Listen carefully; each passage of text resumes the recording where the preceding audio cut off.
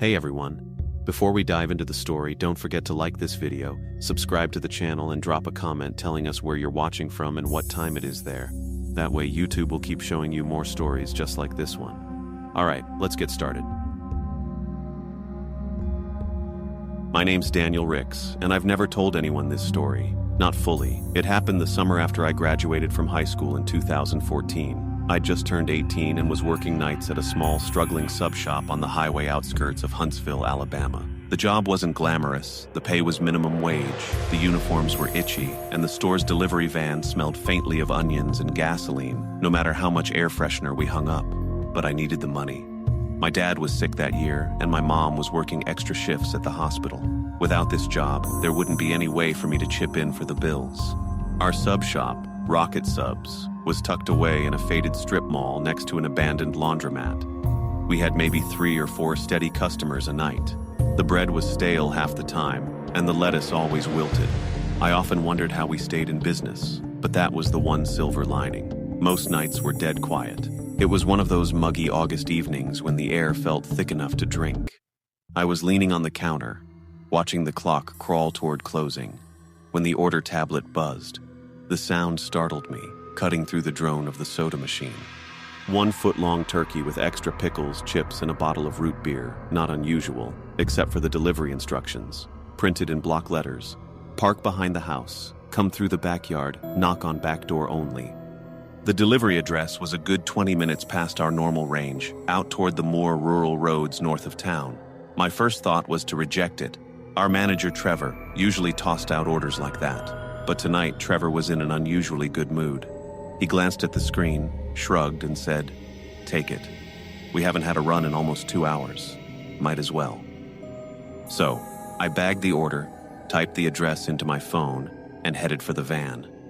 The drive took me away from the glow of the city into long, unlit stretches of road flanked by thick pine trees. The air through the open window was damp and carried that faint, sour scent of wet soil and something metallic. I kept glancing in the mirrors, not sure why, just a prickling at the back of my neck. When I got close, my GPS led me down a narrow gravel lane that ran behind a row of houses. No streetlights, just the pale wash of my headlights and the silhouettes of sagging fences. I slowed to a crawl, checking the numbers nailed to each gate until I found the right one.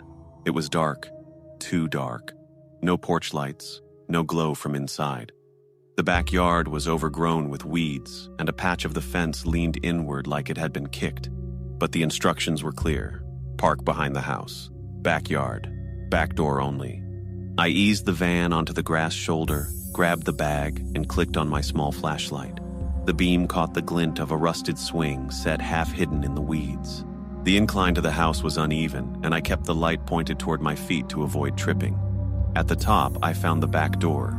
An old wooden one with a square pane of glass at the top, covered by a thin lace curtain. I knocked once. No answer. I knocked again, harder this time. The sound echoing into the humid night. Still nothing.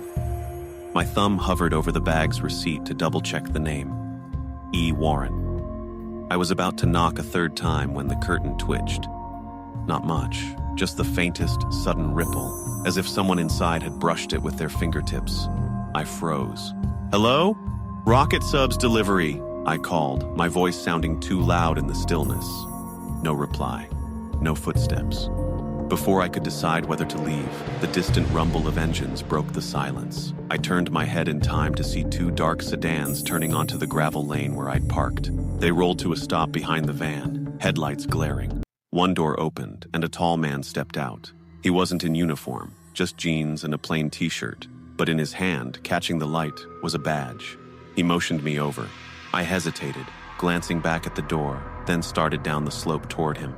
As I got closer, I noticed there were more people in the cars, shadows moving inside. The man didn't smile. He just said, "Go wait in your vehicle. Now." Something in his tone made my stomach tighten. I didn't argue. Back in the van, I killed the flashlight but kept my eyes on the yard. The man with the badge disappeared behind the house, and from the shadows emerged more figures. 4, maybe 5, all in dark clothes, all carrying flashlights. They moved quietly, almost too quietly, circling the house without speaking. It was like watching a scene from a crime show, except there was no shouting, no police. Just silent shapes melting in and out of the dark. One of them reached for the back door handle. I held my breath. He tested it. Locked. He looked toward another man, shook his head and stepped back. The curtain didn't move again. Minutes passed. I felt sweat beads on my neck despite the van's weak AC. My hands were tight on the steering wheel, even though I wasn't going anywhere. I wasn't sure if I was supposed to. Finally, the man who'd spoken to me reappeared, crouching beside the driver's side window. I rolled it down. He glanced at the bag on the passenger seat, let out a low sigh and said, "This property is part of an active investigation. We've been monitoring it for a while." My mind caught on the word monitoring. He continued, "You happened to show up while we were repositioning. Sorry if we startled you." I tried to play it cool, though my voice came out tighter than I meant. "Do you need this?" I gestured to the bag. He shook his head. "No, you need to leave. Now." I hesitated. "I'm going to get chewed out if I go back with this," I admitted. He didn't smile, just repeated, "Go." Then he straightened up and disappeared into the dark again. I started the van, the gravel crunching under the tires as I turned around. My rearview mirror caught flashes of movement, those silent figures still circling the house, beams of light darting across the overgrown yard. The drive back felt twice as long. My thoughts kept looping. Who had ordered the food? Did they know the house was under surveillance? Or was I just unlucky? By the time I pulled into the strip mall, the sky had that deep, bruised color right before dawn. Trevor was outside on a smoke break. He squinted at the bag in my hand. "They didn't take it?" he asked. I just shook my head and said, "Wrong address." That was a lie. But the truth, what little I understood of it, felt heavier than I wanted to explain. It was only later, lying in bed with the hum of the fan in my ears, that I really thought about the timing. The curtain is moving, the dead silence, the exact moment those cars arrived. If they hadn't shown up when they did, what would have happened when that door finally opened? I still don't know, and I'm not sure I want to.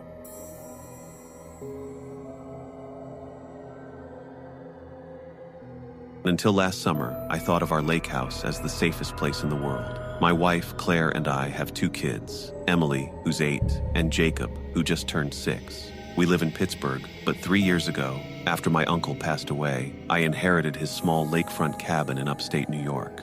It wasn't much to look at from the outside, just weathered cedar siding and a tin roof. But it had the kind of charm you only find in old vacation houses, the kind that smells faintly of pine and old books. The place sat at the end of a dirt road, surrounded by tall maples with a rickety dock stretching into the glassy water. It had no air conditioning, no dishwasher, and cell reception was spotty at best. But that was part of the appeal. We went there to escape, to slow down, to let the kids run barefoot until sunset. Every summer, we'd spend at least a week there, fishing, swimming, roasting marshmallows. It became our little tradition. Last August, we drove up for what was supposed to be a full week, from Sunday to Saturday. The first few days were perfect. The kids built elaborate sandcastles along the shore. Claire read on the porch, and I finally finished repairing the old canoe. The weather was warm but not sweltering, with cool breezes drifting in from the lake at night. The 4th night is when it happened. It was Thursday.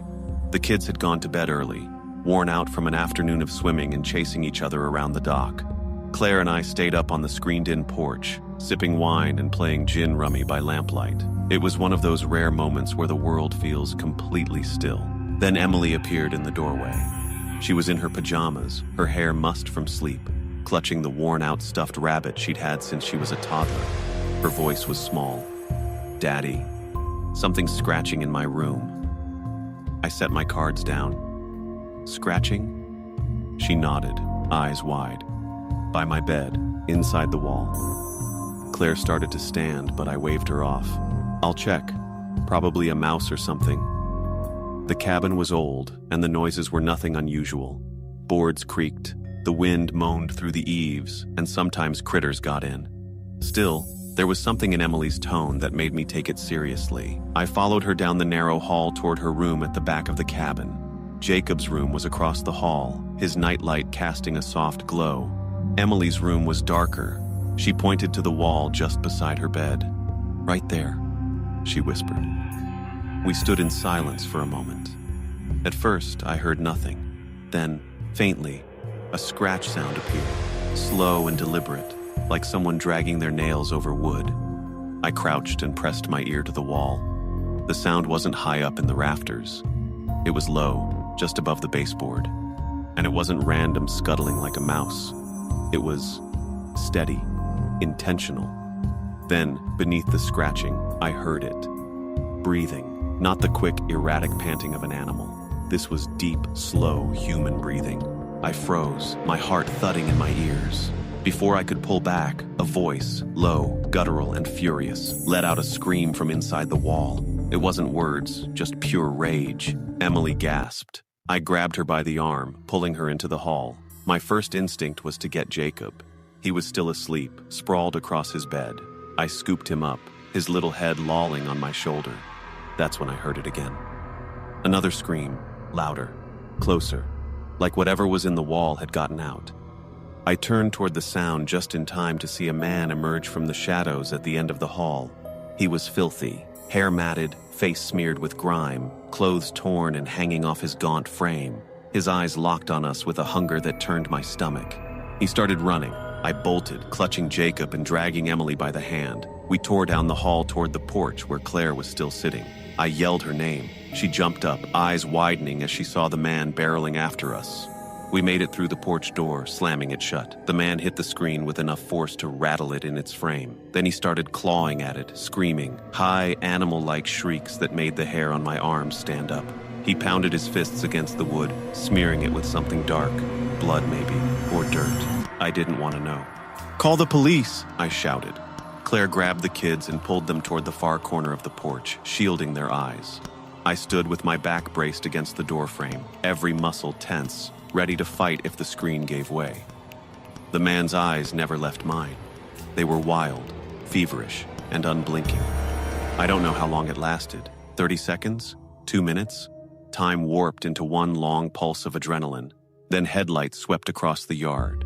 The man froze, then spun toward the side of the cabin. 2 uniformed deputies burst from the darkness, shouting commands. The man didn't comply. He bolted toward the trees, but one of the deputies tackled him hard, sending them both crashing into the underbrush. The other deputy moved in to help, and within moments they had him cuffed and hauled to his feet. When they led him past the porch, he twisted his head toward me and smiled. It was the kind of smile that made my blood run cold, slow, knowing, like he was promising we'd meet again. Inside, the deputies asked for my account. I told them everything, from Emily hearing the scratching to the man appearing in the hallway. When I described the breathing inside the wall, one deputy exchanged a glance with the other. They asked if I knew about the crawl space. I shook my head. The older deputy led me outside, around to the back of the cabin. Beneath the porch, half hidden behind a stack of firewood, was a small wooden hatch. I'd never noticed it.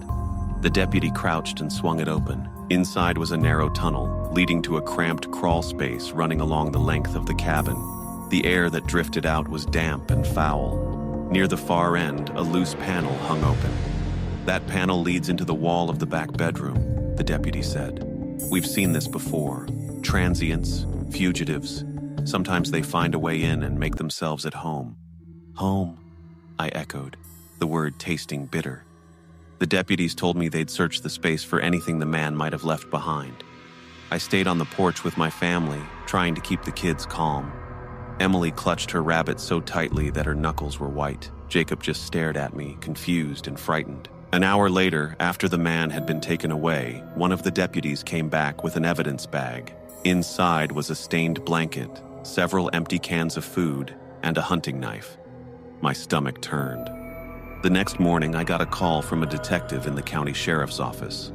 He said the man's name was Leonard Pierce, 47 years old, with a history of violent offenses. He'd been living in the crawl space for a couple of months, coming and going through the hatch. He'd admitted to the detective that he'd chosen our cabin because it was isolated and had kids. Those last 2 words have stayed with me. We cut the trip short. Claire didn't argue. She wanted out as badly as I did. We packed in silence, loading the kids into the car before the sun was fully up. Back in Pittsburgh, I called a contractor to seal the crawl space completely. Steel plate, concrete fill, the works. I didn't care what it cost. I also installed motion-activated floodlights and a new security system. We didn't go back to the lake house for almost a year. When we finally did, it felt different. Safe enough, maybe. But the charm was gone. I couldn't sit on the porch at night without glancing toward the shadows by the trees. I couldn't hear a scratch in the walls without my pulse spiking. Emily still sleeps with her rabbit clutched to her chest. Jacob doesn't remember much, thank God. Claire and I don't talk about it unless we have to. And me? I still hear that breathing sometimes, low and steady, in the back of my mind.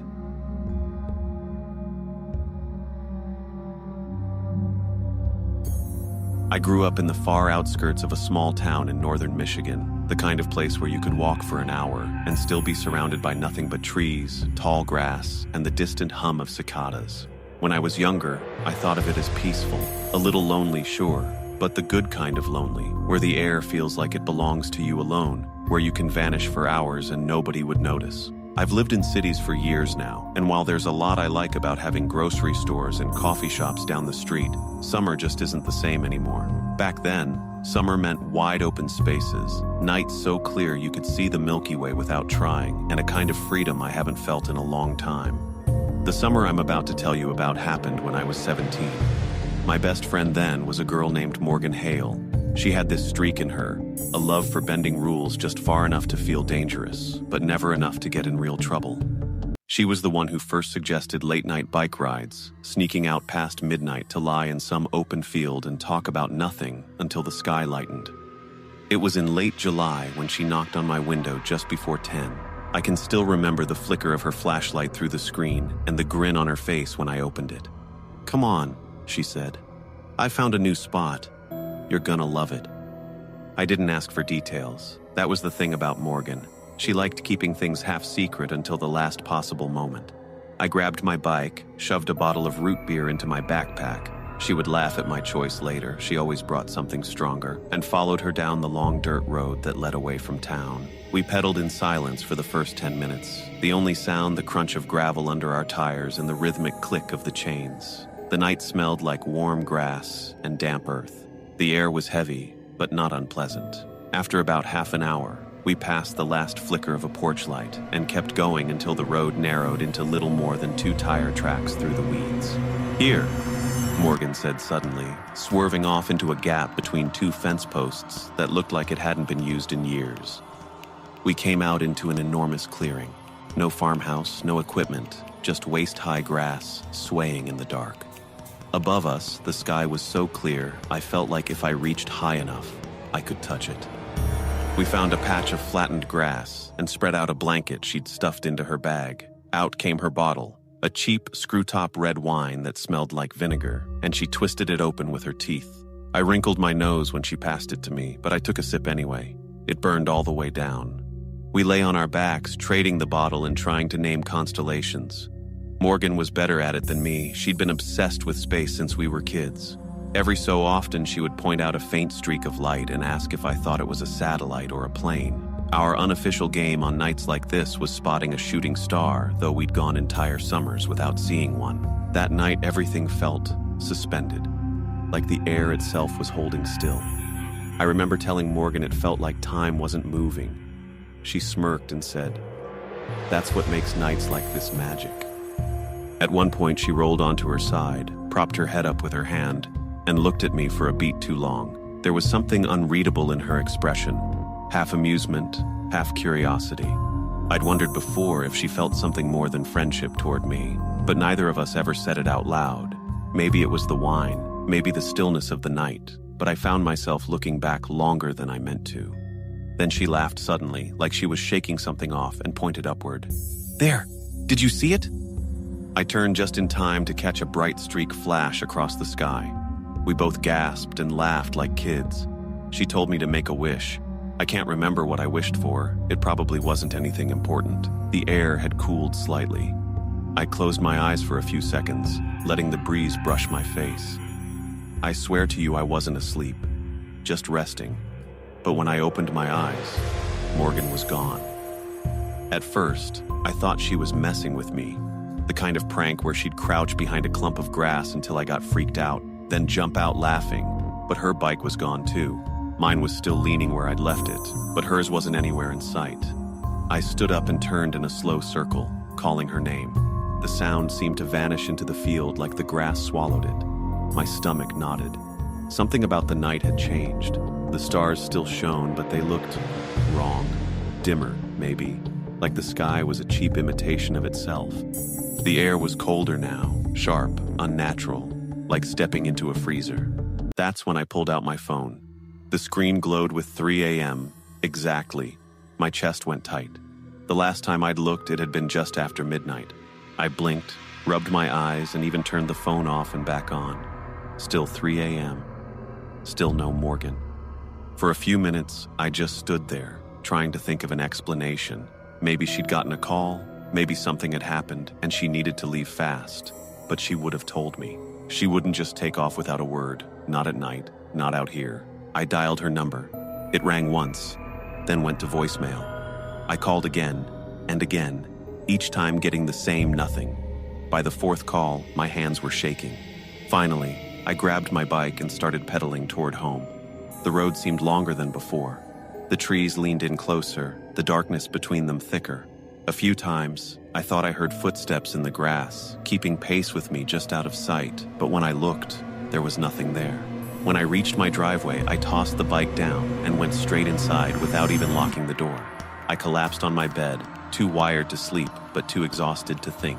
The next morning, I texted Morgan first thing, half expecting her to apologize for scaring me. But her reply stopped me cold. "Where the hell did you go last night?" I called her immediately, and we ended up in this breathless back and forth that made no sense. According to her, she'd closed her eyes for a second, and when she opened them, I was gone, bike and all. She'd waited for over an hour before riding home alone, furious and confused. She swore she'd called me repeatedly, but my phone had no record of missed calls. I told her the same about my calls to her.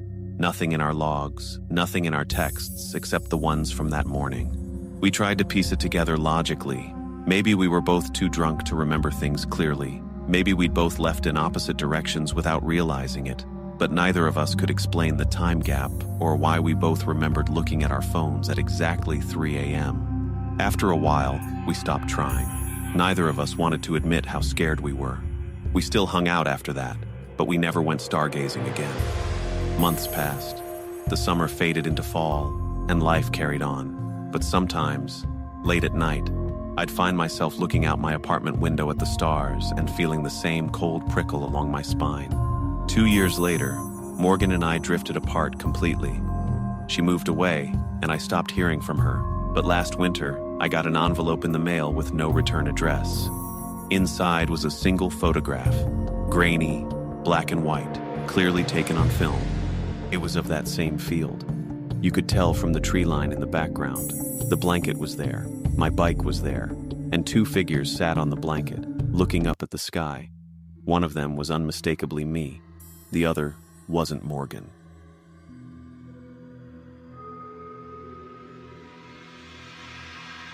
I first met Jason on an unremarkable Friday night at a downtown sports bar. I was out with a couple of co-workers celebrating the end of a long week, and we had all crowded around a table near the big screen showing the Yankees game.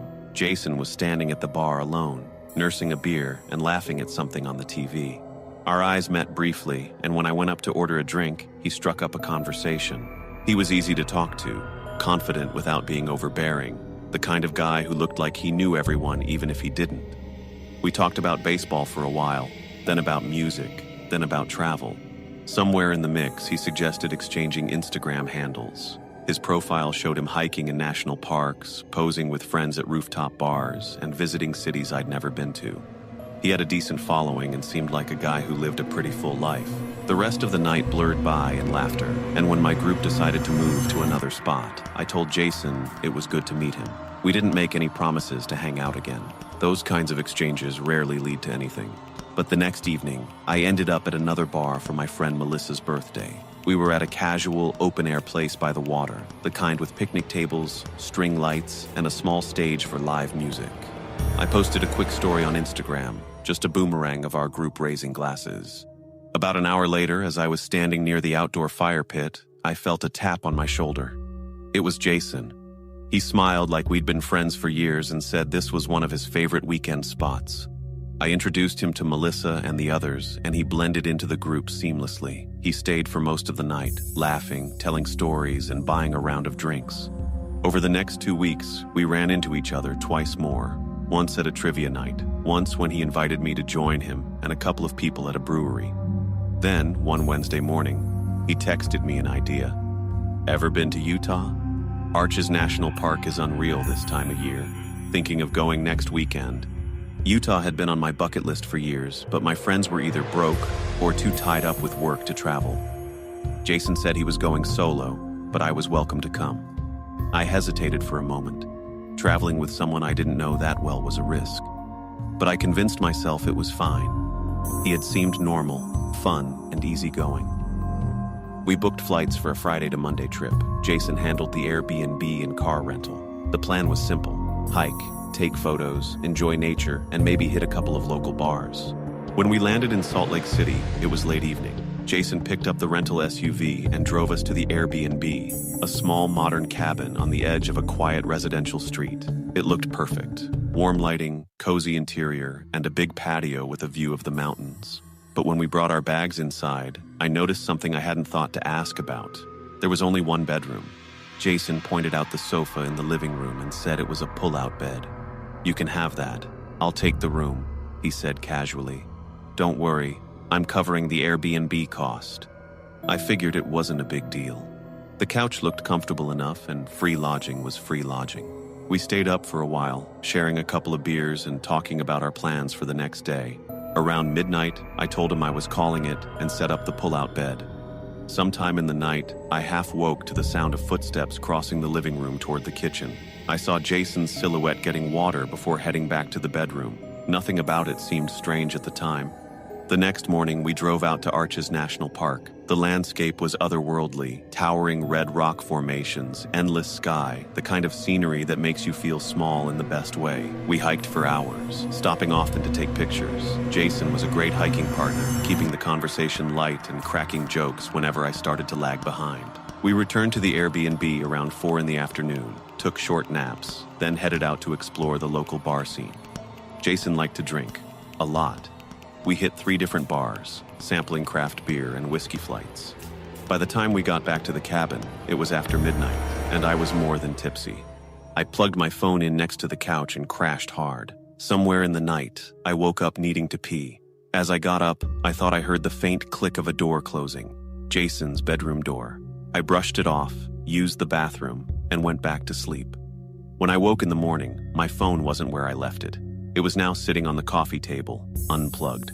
I told myself I must have moved it while half asleep, but something about it felt off. That day, we kept it low-key, driving around, visiting a local art gallery, and eating at a small cafe. Jason tried to convince me to drink again that night, and eventually, I caved. We stayed out late, stumbling back to the Airbnb close to 2 a.m. This time, Jason insisted I take the bedroom, so it's fair. I was too tired to argue. I set my phone on the nightstand, plugged it in, and fell asleep almost immediately. I woke to an uneasy feeling, the kind where you know someone's in the room with you before you even open your eyes. My hand instinctively reached for my phone. It was gone. The charging cord dangled on the floor. I scanned the dim room and froze. Jason was lying face down on the floor beside the bed. I jolted upright and demanded, "What the hell are you doing?" He sat up slowly, rubbing his eyes, mumbling something about being too drunk and accidentally coming into the wrong room. He claimed he'd just passed out on the floor rather than wake me. It didn't add up. He was on the far side of the bed, away from the door. I accused him of taking my phone. He denied it, then quickly found it under the bed, as if it had fallen there. I didn't believe him, but I didn't push it. I told him I'd sleep on the couch, but he insisted he would. I locked the bedroom door after he left. At some point later, I woke again. This time, Jason was standing at the foot of the bed, his silhouette faint in the light from the hallway. He didn't move. "Jason?" I said sharply. No answer. He sat down on the bed and began rubbing my foot. That's when I yelled at him to get out. He didn't react until I shoved him hard enough to make him stumble toward the door. I slammed it shut and locked it. My hands were shaking as I grabbed my bag, stuffing my clothes and toiletries inside. When I emerged, he was sitting on the couch, watching me silently. His eyes tracked me like a predator's. I called an Uber without saying another word. He didn't try to stop me. I got to the airport before sunrise, exhausted but too wired to sleep. I waited there for hours until my flight, paying extra to change my seat so I wouldn't be near him. I didn't tell my friends until later that evening. When I did, they weren't surprised. You realize he probably came to that bar the second night because he saw your Instagram story, Melissa said. Her words stuck with me. I blocked Jason on everything, but before I did, I scrolled through his older posts. In one, he was posing with a group of guys. No one was tagged, but I recognized one from the comments. I messaged him, asking if he was still friends with Jason. The reply came quickly. Nah, man, stay away from him. He went on to explain that several people had cut Jason off after strange and unsettling behavior. Boundary violations, creepy late-night visits, even stealing. Guy should be in jail, he wrote. That was enough for me. I deleted the conversation and his profile from my phone. Even now, months later, I sometimes wake in the middle of the night, convinced there's someone standing at the foot of my bed. I keep my phone under my pillow, and I never ever share my location on Instagram anymore.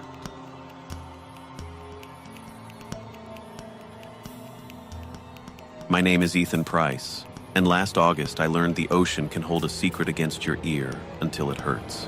I was home from college in Raleigh for a few weeks.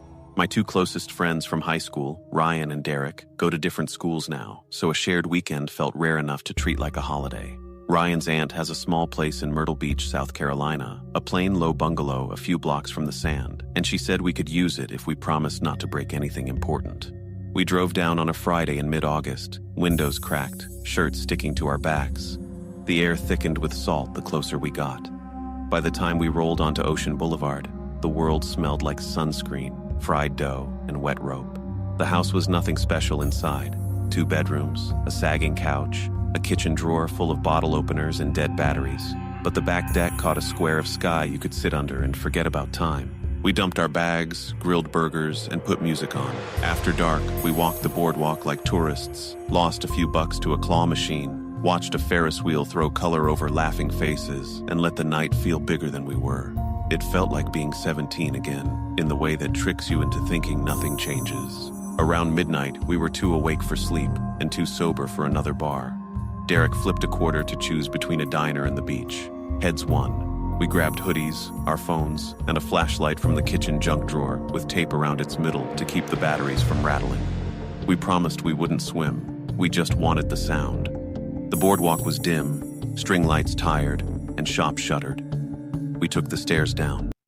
The sand was cool and faintly damp. The air had that relief it gets after a day of heat. The surf was a steady hush. The moon kept slipping behind thin cloud, so we could barely tell where water ended and shore began unless the foam chased our ankles and the cold made us jump. We walked along the edge, talking softly about nothing. Professors we hated, dumb rumors from our hometown, the way weeks in summer both drag and vanish. After a while, we stopped near a lifeguard chair stacked on its side. We lay back on the sand and watched the clouds move. Ryan sat up first. "Is someone walking over there?" he asked. At first, I thought he was messing with us. I squinted where he pointed and saw only a darker smudge moving with the tide. Then the smudge separated from the waterline and became a person. A figure walked right where the wash licked the beach, 50 or 60 yards away. Slow, steady. Head tipped down, not fully bowed but angled like they were reading the sand. "Late night stroller," Derek said, bored, and went back to stargazing. I kept watching. Something about the way the figure moved was wrong in a way I couldn't give words to. The arms didn't swing. The shoulders were held rigid. The legs lifted in place like a metronome was calling the beat. We stopped talking. Even our jokes felt like they'd make noise. The figure came closer in that slow, not quite right way. 30 yards maybe. Then stopped. Just stood there. We tried not to stare or point the flashlight. You don't want to be the idiot who blinds a stranger at midnight. But my skin prickled, as if the figure's not looking had turned suddenly into looking. "He's looking at you," Ryan said too loudly. "Ethan, he's looking at you." "He's looking at the sand," I said, but my voice came out thin. Ryan thumbed the flashlight switch. "Don't," I said, and he did anyway. The beam hit the figure for a single, perfect second. Our minds worked hard to make that second ordinary, and failed. The man was bare-chested and pale, the color of paper that had been wet and dried wrong. His jeans clung darkly to his legs. His arms hung exactly down, as if forgotten. His head tipped at an angle that a neck shouldn't prefer. His eyes were open too wide, the whites a flat, reflective gray. I didn't notice a mouth. I didn't see hair. The light flickered and died. He moved. He didn't lean, gather, and sprint the way people do. He went from statue still to full speed in a single cut, as if the frames between had been removed. One moment, he was a shape. Next, he was eating the space between us with impossible silent strides. We ran. There was no decision in it. Derek yelled, "Go!" But we were already up, legs flailing in the drag of wet sand. We pounded toward the stairs and the weak safety of the boardwalk lamps. My breath tore at my throat. I didn't look back. I didn't want an image of him closer to carry around later. We hit the steps and didn't stop until our shoes were on concrete. Then we turned. The beach behind us was smooth as a made bed. No messy triangles on our flight. No interrupted tracks led from a man to the place we had been. The wind wasn't strong enough to erase. The tide wasn't high enough to lick the evidence away. We stood there shaking in the light. No one came up the steps. No one crouched at the bottom waiting for us to come out. Eventually, we walked home without speaking. Inside, we locked the doors, pulled the blinds, and turned on the TV to anything bright and dumb because the rules felt like the opposite of the night. I kept hearing the slap of feet on wet sand under the sound. None of us slept. We sat until sunrise. In the morning, we said the things people say to sand down fear. Some drunk messing with people. Some weirdo who lives down by the pier. Some guy who wants to scare tourists for TikTok. We stayed inside and watched baseball with the sound off. The house felt both too small and too big. Every creak was a footstep. Every sway in the blinds wanted to be a face. We left at dawn. The drive back felt longer. Ryan drove in silence. I watched the road go by and tried not to think. For a few days, I nearly convinced myself we'd been drunker than we admitted. Night makes strange shapes. Fear paints faces where there aren't any. Then the dream started. In the dream, I wake in my own room. The window blinds are half closed. The carpet feels damp and cold under my feet. In the corner by the closet stands the man from the beach. Water slicks his jeans into a darker shadow at the cuffs. His head tilts to that wrong angle. His eyes are open too wide, and somehow, they are both looking at me and not focusing on me at all. He doesn't move. He doesn't breathe in a way I can see. When I try to speak, my mouth makes a dry click. Then I wake with my heart hammering against the pillow. A week later, Ryan texted me at 2:14 a.m. "You awake?" I was. He wrote, "I saw him, in my room. Maybe a dream, but I can smell the ocean." I stared at the words until my phone dimmed. I typed and erased 3 times before sending. Same. He sent back a single drop emoji that somehow made my scalp tingle. We all went back to school. Life swallowed us. The edges of the weekend wore down to a story we could tell with a shrug. Then, almost a year later, Derek sent a link to a Myrtle Beach community Facebook group. Someone had posted a photo taken around 1 a.m, a grainy, underexposed figure by the waterline. The comments were a pile of nervous jokes and real fear. The caption read, "Does anyone know who this guy is? He was just standing there forever." I clicked to expand. The posture hit me like cold water. Head tipped, arms at his sides, bare chest pale as peeled paint. The angle made his face a blur, but I felt the 2 wide eyes anyway, like a memory turned outward. People in the comments said they'd seen him too. One woman wrote that she watched him walk into the ocean and never come back out. A man said he'd found wet footprints on his back patio 2 streets from the beach, with no prints leading to or away. A diner cook on night shift swore he'd watched a soaked person shuffle down the alley behind the restaurant, stop at the dumpster, and tilt his head like he was listening for something under the lid. Someone else said their dog refused to go outside after midnight for a week. Ryan texted, "It's him." I didn't respond right away. I stared at the photo until my screen showed me my own face reflected over the blur. I thought about the way the man went from still to sprint without ever being human in the middle. I thought about the smooth beach with no evidence that we had ever existed there at all. I want to give you a reasonable explanation. Drugs, a prank, a sleep-deprived brain stitching together shadows. Maybe a guy who drowned years ago and walks the shore in other people's stories because it's the only shore left to him. Every theory felt like a blanket that wouldn't reach my feet. I don't go to the beach at night anymore. That's the obvious part. The less obvious part is what happens in my apartment in Raleigh when storms roll in from the coast. The sky turns the color of wet denim. The air suddenly holds a colder note, like someone opened a door far away. In the bathroom, with the fan running, I sometimes hear a single step in the hallway, outside the door. Not a creak, a step, a wet sound, remembering what it used to be. I turn off the water and wait. I tell myself it's the neighbor, the pipes, the building settling. I open the door and find only the cheap runner rug and the lamp making its familiar cone on the floor. The rug feels colder for a second under my bare foot. I don't check it with my hand. I'm done giving the thing more of me to hold. When people ask, I say the worst part was the sprint. It was, but not because we thought he'd catch us. It was because of the instant before, the beam hitting those eyes that were already wide, like the man had spent a long time teaching himself how to be found. It made me think the ocean isn't just a body of water, but a place that can stand. It can walk. It can come to look for you. If you go anyway, and you will because night beaches call like they always have, take a friend who will say, let's leave on your behalf when your mouth won't. Don't bring a flashlight. If you see a shape you can't make simple, let it stay complicated and look away. Don't look long enough to teach it your face. We told ourselves we were grown men. We told ourselves the world is contained by what makes sense. But sometimes I wake at 3 with the taste of salt in my mouth and the quiet pressure of listening in my ears, as if the ocean has put a shell there to whisper. I lie still until the feeling passes. It always does. Mostly. I haven't been back to Myrtle Beach at night. Maybe I never will. There are other summers, other boardwalks, other Ferris wheels throwing light over faces that want to be convinced. Let them be convinced. If you see me out there at noon with a cone of soft serve and a hat I don't deserve, wave. I'm still me. I just keep my shoes on the sand now, and I count the steps the wind makes. When I get to one and stop, I go home.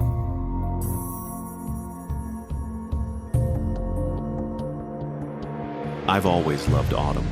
Most people in Vermont say summer is better for the outdoors, but for me, the crisp air and smell of fallen leaves make the wilderness feel more alive. My weekends are usually spent hiking or exploring, and when my friends brought up the idea of an overnight camping trip in the middle of Blackwood Forest, I agreed immediately.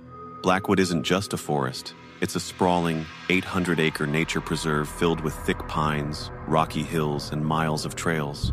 I've been going there since I was a kid, but even after years, there are areas I've never set foot in. The plan was simple: hike deep enough to avoid anyone else, set up camp, and just relax under the stars. My friends Nate and Dylan were on board. Nate was the gear guy, the kind of person who owns a multi-tool for situations no one will ever encounter. Dylan was the opposite. He cared more about the cooler of beer he was bringing than any survival kit.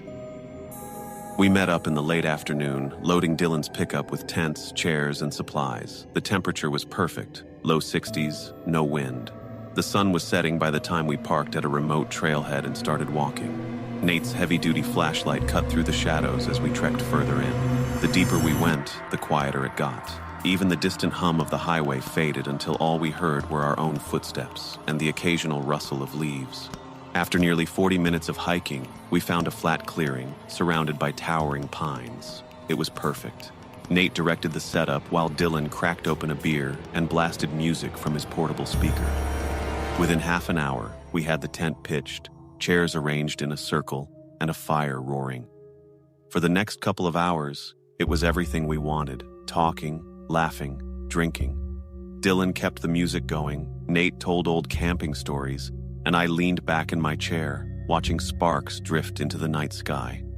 Then, just as Dylan lowered the speaker to grab another beer, it happened. A whistle, loud, sharp, and far too close for comfort. It wasn't a casual whistle either. It was deliberate. The sound cut through the forest, echoing between the trees. All three of us froze, glancing at each other. "You hear that?" Dylan asked, his voice suddenly sober. "Yeah," Nate said quietly. His flashlight beam swept across the dark tree line, but there was nothing. We sat in silence, waiting, listening, but nothing followed. No movement, no voices. Even the normal forest sounds, crickets, distant owls, were gone. It was unnerving how quickly everything had fallen silent. I tried to convince myself it was some random hiker heading back late, but Nate shook his head. "Nobody's out here this deep at night," he whispered. He suggested we pack up and leave. Dylan disagreed, insisting it was probably nothing. I stayed quiet, my gut telling me both options felt bad. Leaving meant walking miles in the dark. Staying meant, well, I didn't want to finish that thought. We decided to wait it out. I reached for the bucket of water to put out the fire, but Nate stopped me. "We keep it going," he said firmly. "Light keeps animals away." Minutes passed. We tried talking again, but our voices were low now, strained. Then, from over Dylan's shoulder, something small shot through the darkness and landed directly in the fire. It hissed and popped. A firecracker. Dylan swore and jumped back as sparks flew. Nate was already on his feet, flashlight whipping toward the trees. "We're leaving, now!" he barked. We didn't argue. We bolted, abandoning chairs, cooler, everything. My heart pounded as we ran through the forest, Nate leading with his flashlight, Dylan stumbling behind me. We didn't stop until Dylan doubled over, hands on his knees, gasping for air. The woods were still. No footsteps, no voices, just our own ragged breathing. "Why the hell would someone do that?" I asked. Neither of them answered. Nate wanted to go back for the gear. Dylan refused. I thought they were both crazy for even debating it. But then Nate pointed out something I hadn't considered. If the fire kept burning, it could spread. Reluctantly, I agreed to at least check. Nate knew the way back, so we followed his lead. As we crept closer, I spotted the faint orange glow of the fire through the trees. That's when Dylan stopped dead, his hand grabbing my arm. "Look," he whispered. I followed his gaze and my stomach dropped. 3 people were sitting in our chairs, completely motionless. The firelight illuminated one of their faces. His skin looked pale, almost gray, and his mouth hung open. The others were silhouettes, but they sat perfectly still, staring into the flames. We didn't move. We didn't speak. We just watched, waiting for some sign of what the hell was happening. But they didn't talk, didn't shift. It was like they were waiting. Finally, Nate motioned for us to back away. We turned slowly, and that's when Dylan's boot scraped against a rock. The sound was sharp in the silence. Instantly, the glow of the fire vanished, not dimmed, not faded, snuffed out. The darkness was suffocating. "Go," Nate whispered. We ran, and this time, I heard it. The unmistakable sound of footsteps crashing through the underbrush behind us. They were fast. We didn't stop until the trees broke and Dylan's truck came into view. We piled in, slammed the doors, and peeled out of the trailhead. Nobody spoke on the drive back. The next morning, Nate called me. He wanted to go back for his tent and some expensive gear he'd left behind. Dylan wanted nothing to do with it. Against my better judgment, I agreed to go with Nate in the daylight. Blackwood looked different in the sun, less threatening. We followed the trail, retraced our steps, and eventually found the clearing. Everything was still there. Chairs, cooler, tent. But as we approached, a foul stench hit us. It was coming from Nate's tent. He unzipped it, and inside was a dead, rotting squirrel. We didn't say a word. We packed up as fast as possible, loaded everything into the truck, and left. I haven't been back to Blackwood Forest since.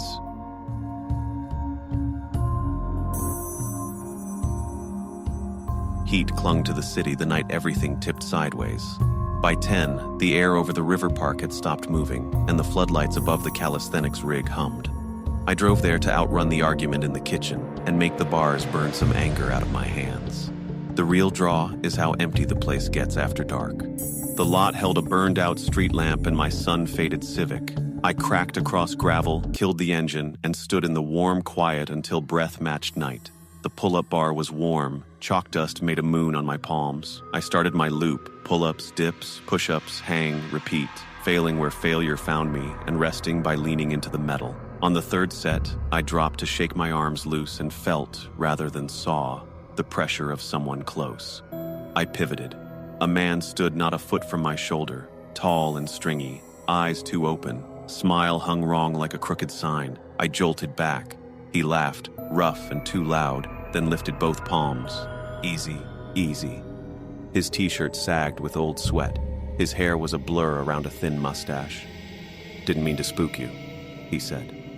"You were about to breathe my air," I said, trying to sound lighter than my pulse. "Can I help you?" "Live around here," he answered, chin tipping toward the trees. "Watch you train. Thought maybe you could teach me. The park is public, and I'm not brave in conflict. I'm finishing and heading out," I said, stepping back to the bar. "It's all yours." He didn't move away, just drifted to where I could feel his attention on my back like a warm hand. I grabbed the bar. 5, 6, 7.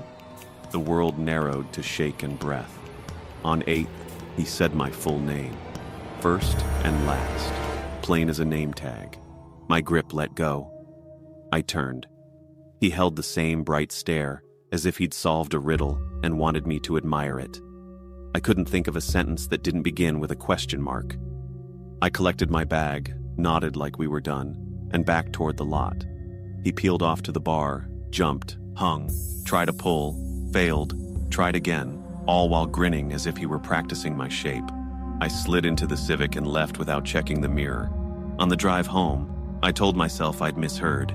The night makes mouths out of insects and wires. He could have said anything. At sunrise, the house had cooled into careful silence. I opened the front door for work and nearly stepped on an envelope centered on the mat. No stamp, no return address, my name in block letters. I tucked it in my backpack and forgot it until lunch, when Doc Heat drove me into a sliver of shade. Inside were 10 glossy photos. Me yawning at a stoplight. Me shouldering water from the trunk. Me on the bar, backlit into planes. Me locking the door before dawn. Me, asleep, shot through the slats of my bedroom blinds. Bread sat dry against my tongue. I snapped pictures of the pictures and drove to the district station. The desk officer slid the envelope into a labeled bag, took my statement about the man at the park, and promised patrol would swing by.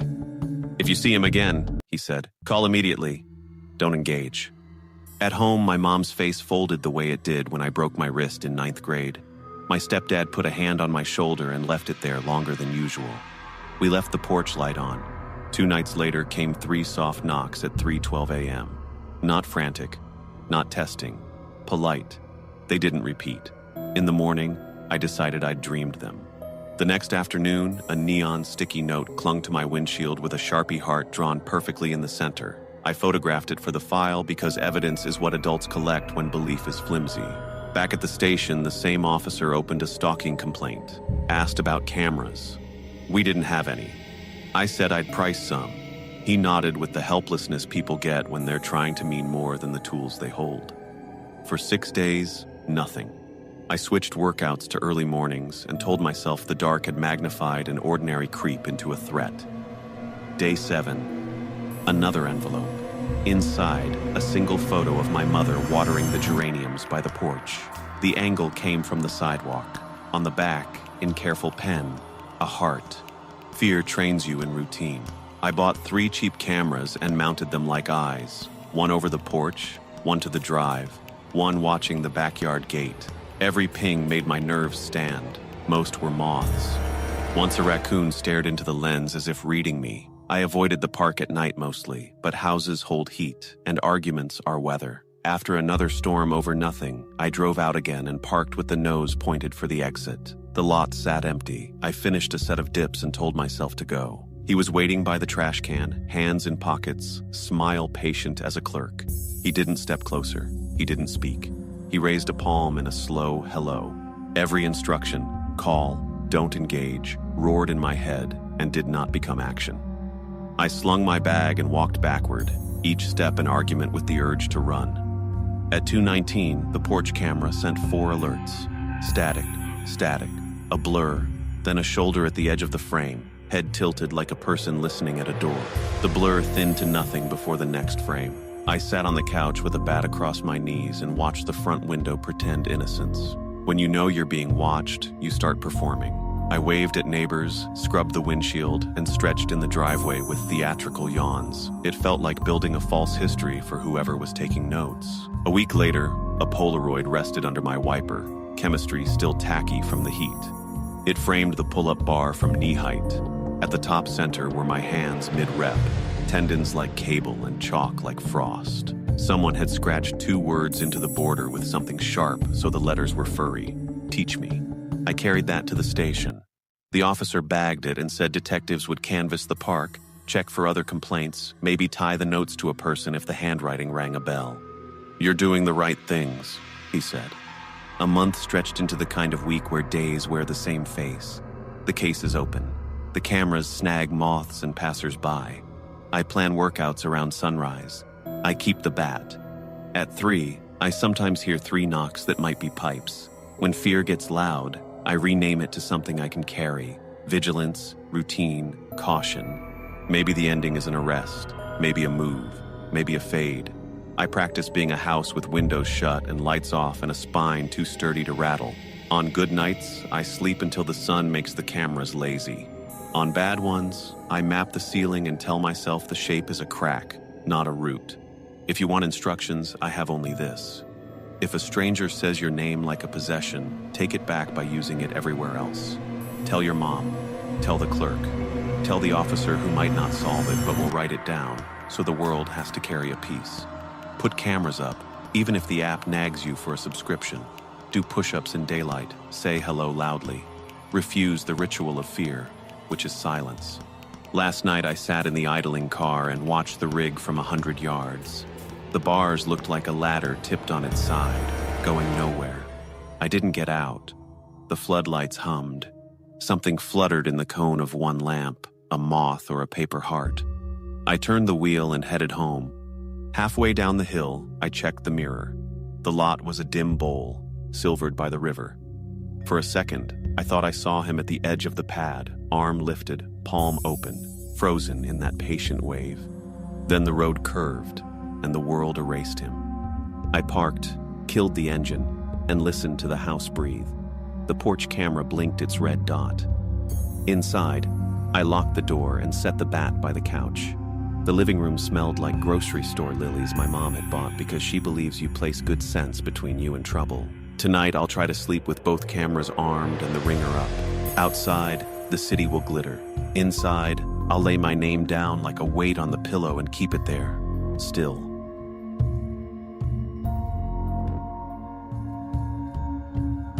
My name is Noah Porter, and if you've spent late July nights on the Jersey coast, you know how the air tastes like warm salt and diesel. I grew up in North Jersey, but every summer I spent weeks in Cape May with the same crew of friends who worked seasonal jobs.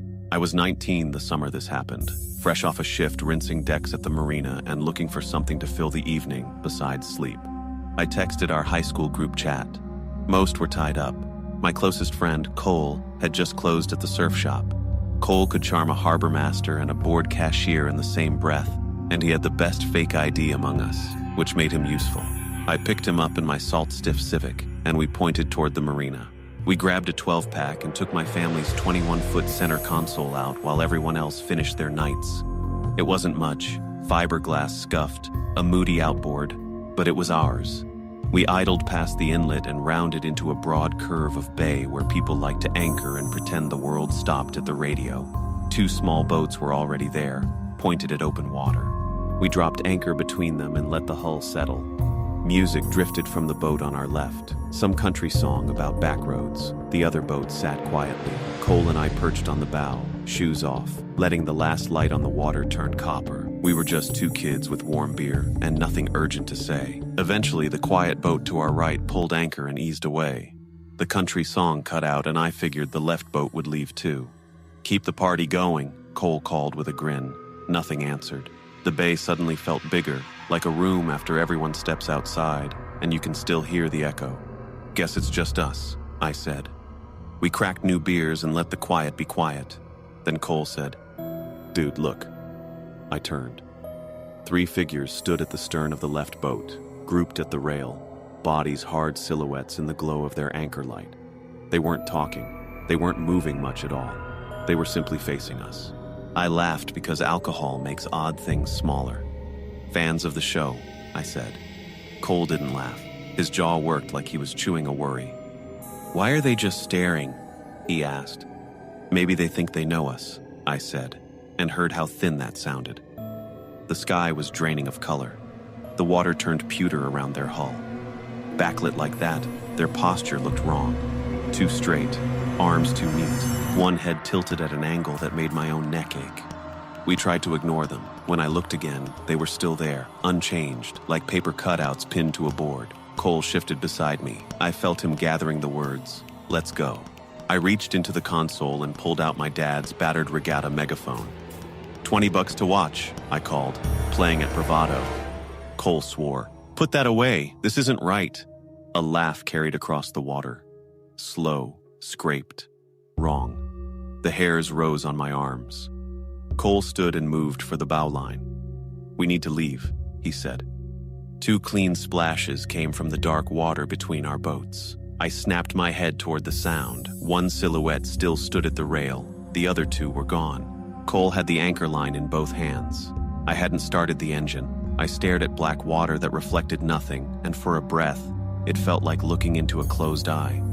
"Engine," Cole said. Not loud, but with all the urgency in the world. I turned the key. In the same instant, Cole made a startled sound, and something slapped wet against the transom. I spun. A hand appeared on the ladder rung, pale, too long in the fingers, skin puckered from water, nails dark with silt. It hauled. A face rose just enough to be a collection of wrong angles. I couldn't name it. I could only see more water where hair should have been. "Go!" Cole shouted. Half the anchor lay aboard, ropes snaked wet across the deck. On the port rail, another hand clamped down, the wrist bending at a punishing angle like a joint uninterested in limits. The skin looked soaked, then dried in a hurry. The engine coughed, then caught. I did what you're not supposed to. Shoved the throttle forward with the anchor not yet clear. The bow lurched. We hammered the sandbar I should have remembered, the hull thudding in a way that made my stomach yaw open. I slammed into the console. Cole yanked the last of the anchor free and flung it aboard. I threw the throttle into reverse and clawed us off the bar with a scream of fiberglass. Only then did I look back. No heads, no shoulders, no hands searching for rails. The other boat sat as if nothing had changed, its light pouring dull silver over the bay. I arced us toward the marina and pushed the throttle as far as the old engine would let me. We didn't talk. The wind felt warmer than it should. Cole scanned the water like a field where the dog that bit you might still be. 5 minutes, and the docks rose ahead like relief itself. Before I could say anything, white light flared behind us. A boat was coming. Small, fast, bow rising and falling with the chop. A spotlight pinned us. The tunnel felt like a hand closing. "No way," I said. I throttled harder as if fear were fuel. "They're gaining," Cole said. "What do they want?" "Just keep your feet," I said, stupid as advice, and the only thing I could think to offer. I veered left toward the shoal I knew intimately, skirting close enough to feel the bottom think about us. The boat behind adjusted, then peeled off, unwilling or unable to follow. It vanished behind a bulkhead. I felt my chest loosen. We eased into the marina, eyes on every shadow. We tied off with shaking hands. The planks were dry. Our deck was only our deck. The night sounded like night again. Rigging clanked, ropes creaked, and insects hummed. We checked for damage. The keel wore a new scrape, and my hip a new bruise. We should have gone straight home. Instead, we found our friends at a crowded bar and tried to tell the story without sounding unhinged. Theories came easy. Thieves looking to grab whatever they could, locals hazing anyone who anchored in the wrong spot, some sick video prank. I nodded along like agreement could fix the part of me that still felt pinned by a stare. For weeks, I avoided that anchorage. I stuck to morning runs and company. When I rinsed the stern ladder, I felt my stomach flip like I'd stepped on a live wire. At dusk, I'd glance toward the bay and feel watched. I told myself it was gulls on pilings or windows catching sunset. That worked until it didn't, and then I left lights burning and went home early. Cole didn't tease me. He'd felt the wrongness first. 2 nights later, he texted, "You still hearing that laugh?" I typed back, not hearing, remembering. safer that way. Fall came. We scattered to different campuses. The boat wore canvas, the bay cooled, and the story smoothed into something we could tell with smiles that didn't reach our eyes. I wish that were the end. But in January, when wind rattled my dorm windows, I'd wake in stages. First a clean splash, then the scrape of a palm finding metal, then a slow laugh like air dragged through wet rope. I'd stare at the ceiling until the feeling passed. In the morning, it read as a dream. At night, it read me back. Next summer, I took the boat out again because fear doesn't get the last word every time. We kept to daylight and crowded water.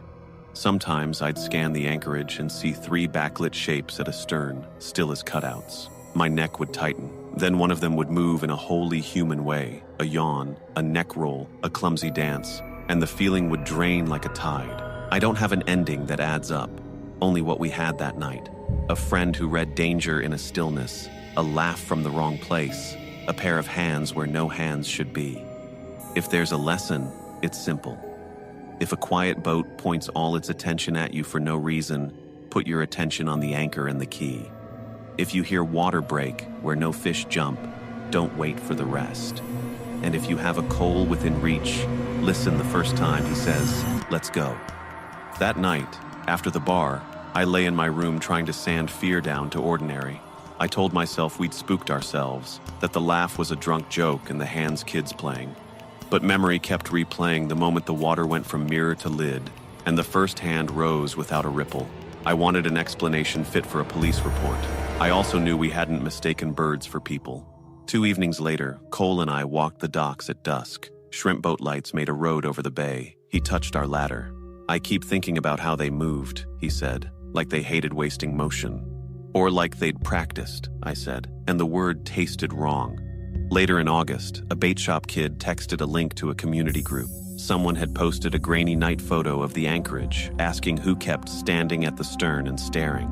Comments split between bravado and nerves. A woman wrote that a soaked man walked the bulkhead at 2 a.m., tilted his head toward her yard, then dropped from sight. Another said they'd heard splashes and then watched a pale hand slide over their transom. Someone offered the comforting theory: seasonal thieves boarding for coolers and electronics. Maybe that's all it was. Maybe thieves can laugh like rope through a rusted cleat. I started locking my phone with a code for the first time. It made no sense and total sense. I checked the bilge switch twice. I checked the anchor line for chafe like an exam you pass by studying. Fear turns boys into middle-aged boaters. Somewhere, my dad was approving. In September, packing for school, Cole handed me the megaphone I'd left in his trunk. "Next time, your first instinct is to broadcast," he said. "Try listening." He grinned so I wouldn't have to apologize. Over winter break, we stood at the point and watched the weather roll in, the ocean green-black and swallowing. We didn't say it out loud, but we both scanned the waterline like you scan a crowd for a face you hope not to see. A buoy bell tolled like a patient clock. When summer returned, I took the boat out again because fear doesn't always get the last word. We kept to daylight and crowded water. Sometimes I'd scan the anchorage and see 3 backlit shapes at a stern, still as cutouts. My neck would tighten. Then one would move in an ordinary way, a yawn, a neck roll, and the feeling would ebb like a tide. I don't have an ending that proves anything, only what we had that night. A friend who read danger in stillness, a laugh from the wrong place, hands where no hands should be. If a quiet boat points all its attention at you for no reason, focus on the anchor and the key. If you hear water break where no fish jump, don't wait for the rest. And if you have a coal within reach, listen to the first time he says, "Let's go," right now.